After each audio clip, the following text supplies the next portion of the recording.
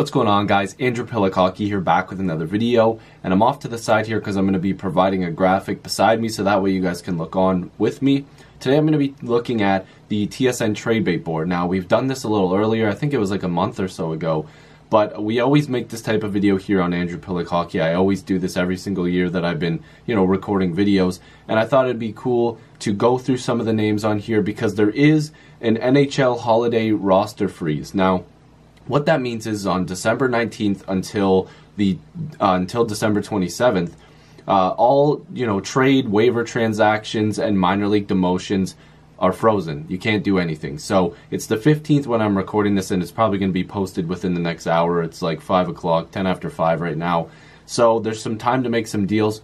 While I'm making this video, some stuff could go on, but there's a lot of teams. There's been some rumors about the Flyers making a move, St. Louis, that might want to make this move before this holiday roster freeze. It's happened before. It could happen again. So Frank Saravelli usually does this. I'm pretty sure some other people on TSN contribute, but there's teams that definitely have some players on this list that make sense. I think I'm going to be doing 20 or 25 names. I think there's 30 on here. I could probably just mention them to you guys up until we get to number 20 if you want, just so that way we have some players in there that you guys can take a look at. If you want to check it out, the article's on tsn.ca, of course, but I'll be giving my opinion and why I feel like some of these names don't make sense to be so high up on the list as well.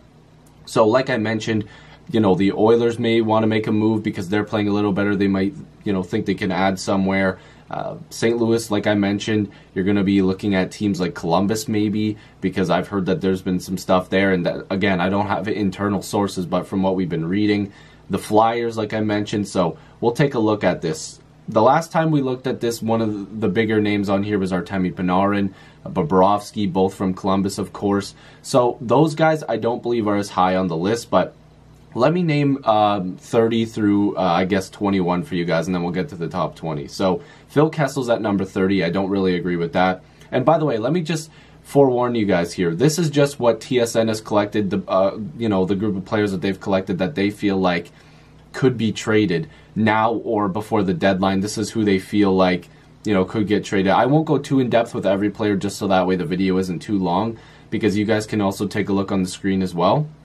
But this is just the group of players that TSN believes has a chance to get dealt, or there's been rumors around them now. Phil Kessel, don't think that's going to happen. Sam Gagner, there's potential there.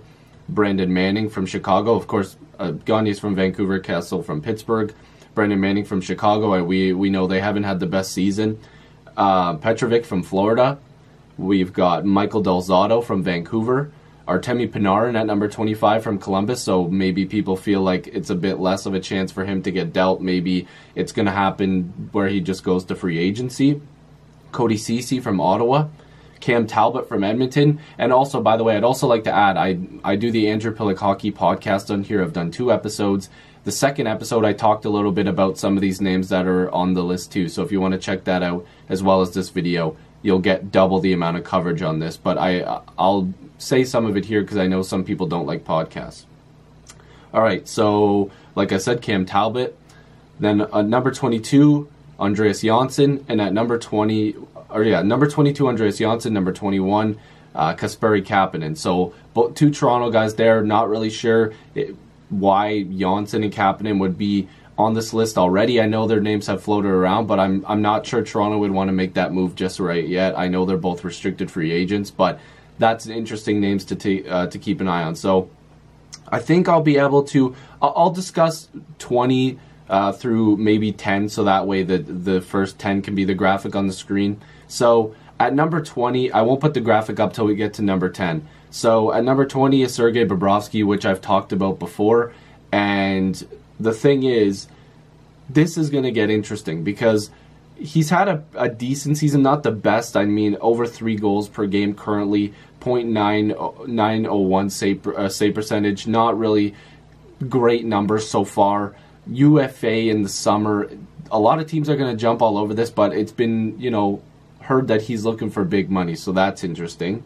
At number 19, Nemestikov from the New York Rangers. Now, I've talked about this guy before, so this one is just because the Rangers are kind of in an iffy stage right now. He's still 25 years old, has some upside. I know he came from the Tampa Bay trade when it was the Miller and McDonough trade, I believe.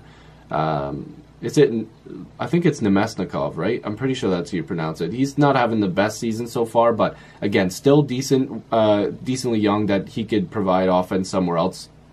Nino Niederreiter, that's such a fun name to say, I'm not going to lie. From the Minnesota Wild, we've heard a little bit about the Wild maybe retooling. This could be a guy that could go somewhere. There's 3 years left, $5.25 million per season. So I'm not sure how much it would cost because I'm not sure teams would be willing to pay for him at that amount of money, but you never know. That's why he's on this list. His name's floated around. Jay Bouwmeester, I talked a little bit about this guy on the podcast. He's had a pretty solid career. He is 35. That cap hits at $5.4 million this season, and he's an unrestricted free agent in the summer. That's an interesting one to look at. At number 16 is Alec Martinez from the Kings, 31 years old, and he's got 2 years left at $4 million. He could be a valuable piece somewhere else. LA right now, again, they're also a team that's going to be looking to make some moves. I wouldn't be surprised if he's a guy that moves. Number 15, Wayne Simmons. Tons of discussion about him. Obviously linked to Toronto as well. I don't know what Philly wants to do here. I've seen a lot of Philly fans commenting on the video saying, oh, they're going to keep him. They've had discussions. I'm not too sure about that. I don't know what Philly's mindset is with this one, but it will be really interesting. Simmons could provide a lot to a team in the playoffs. He's got some grit, and he could put up points. So this will be interesting. A low cap at under $4 million for this season. So if the Flyers even wanted to eat even more of that salary, they could really get some good pieces back. But again, this will be interesting to see. And number 14, Justin Falk from Carolina. Now, I know they want to get some top six scoring. Maybe Falk is part of a trade because there's a lot of defensemen in that Carolina system. They've got some really good prospects coming up, like Fox out of the Dougie Hamilton Calgary trade.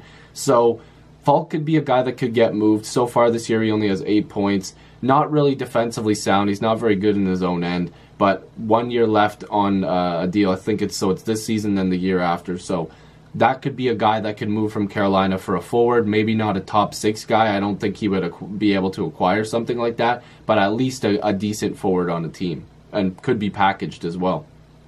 Jakob Silfverberg at number 13. 15 points so far. He's a UFA at the end of the year. Anaheim maybe doesn't think that he'll be able to stay. I know they've had a decent season so far. He's been in a lot of these rumor videos for a couple of years at least, and in the rumor mill. So I don't know. Maybe the relationship there isn't that good, but they could also be talking contract internally. We'll have to see. At number 12, Alex Steen. 2 more years left at just under $6 million at 5.75. He's only got 12 points so far this year. Maybe not the best guy to go after unless somebody eats his cap a little bit. Unless St. Louis eats some caps and then he gets traded. So I don't know. I'm not too sure about that one. I think it's just because St. Louis is losing. They want to get rid of maybe some of their older players. He is 34. I know that sounds so weird to say older players. He is only 34. That's still technically kind of old, I guess, in the NHL. But I can't really see him being an easy guy to move. Matt Zuccarello, another Ranger. This is a guy that Rangers fans probably don't want to get rid of. He's at number 11 on this list. 31 years old. He's at $4.5 million. He's a UFA. This is a guy that could get dealt. He's got 10 points so far this year at the time I'm recording this, but he could be a valuable asset for a team going into the playoffs. All right, let's pull up the graphic for the top 10 here. So at number 10 is Matt Duchene. I'm not sure what Ottawa wants to do with this guy. We've heard that Ottawa might want to hold on to him. They might be interested in keeping him around along with Stone as well, which I'm not sure if he's on this list. I don't think he is, to be honest. I don't think I even mentioned him. So it looks like maybe TSN figures that Stone is a guy that can stay put in Ottawa. But Duchene, 27 years old, he's got 34 points so far this year. He's looking real good. $6 million against the cap, but he's a UFA. So if if Ottawa feels like they're not getting anywhere with him, he's probably going to get traded. And number 9, Jimmy Howard. We've heard a lot about Jimmy Howard so far. Detroit could be looking for a first-round pick. So far, through 22 games played, he's a 2.67 goals against and a .923 save percentage. And his cap hit is $5.3 million, and he's a UFA at the end of the year. They could really bank on this because there's teams that are looking for goaltenders. I don't know if teams are going to be willing to overspend. A team maybe like Philadelphia But I'm not too positive here that Detroit wants to get rid of him. They've discussed internally for a couple of years to basically maybe end his career. At 36, I don't know, maybe Howard would be done. He's looking okay at age 34, so we'll have to see. And number 8 is Michael Furlan from Carolina. This one doesn't make too much sense to me. I know he's a UFA. Maybe they're looking for a more controllable young asset as a forward, but they should just sign him. He's got 15 points. I don't know how much he'll really cost them. I know he was pretty effective in Calgary as well, but Carolina needs scoring. I would hold on to him unless they get controllable scoring back. There could be a big package that Carolina puts together. They're a couple forwards and some goaltending away from being a really good team, so I don't know why that would make sense. At number 7, Gustav Nyquist, 29 years old, 29 points so far in 32 games, $4.75 million cap hit. He'll be a UFA at the end of this year. Very important to know that Detroit actually hasn't been too bad this season, and they might be looking to hold on to him. If not, and if he's showing that he maybe would come back in the offseason, but they could still acquire some pieces now for him to go on a playoff run, you might see that happen. I think Detroit would want to hold on to him, but if the trade opportunity comes about and they feel confident that he might come back in the summer, maybe that's something they're interested in. And number 6 is a guy who's been around in the trade rumors for a bit now too, Charlie Coyle. So he's 26, got 15 points so far this season, $3.2 million for this season and next. He probably wouldn't be too bad of a contract to move. Still, you'd get him next year at 27 years old. The numbers aren't too bad there, and I think that Minnesota will be able to move this guy, and I think it is going to happen as he's been in a lot of trade rumors. At number 5 is Jeff Carter from the Kings. This one surprises me a little bit. He's 33 years old, 3 more years left at 5.27, which isn't too bad because he does put up a decent amount of points. He is 33 though, so this contract could get very ugly as soon as next year. Now, I don't know if the Kings really want to get rid of him. I read, and I talked about it on my podcast, if you want to listen to that, the second podcast of the Andrew Piluk Hockey podcast. I mentioned that the Kings may not want to get rid of him based off the fact that Carter apparently has discussed retiring as a King, and he would consider even retiring if a move happened. Now, I'm not sure how true that is, but I read that from Spectors Hockey, and he's usually really reliable at getting good sources. He gets them directly from, other websites and stuff like that, and he's able to put it all together. And you guys know I read off there quite a bit. So I don't know about Jeff Carter. That one surprises me at number 5.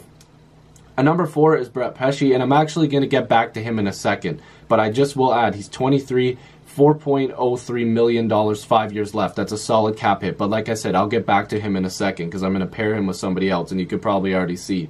At number 3 is Kevin Hayes from the Rangers, 26 years old, 30 games played, he has 21 points, $5.18 million cap hit, and he'll be a UFA. This is another guy that could get dealt from the Rangers if they're serious about retooling / rebuilding.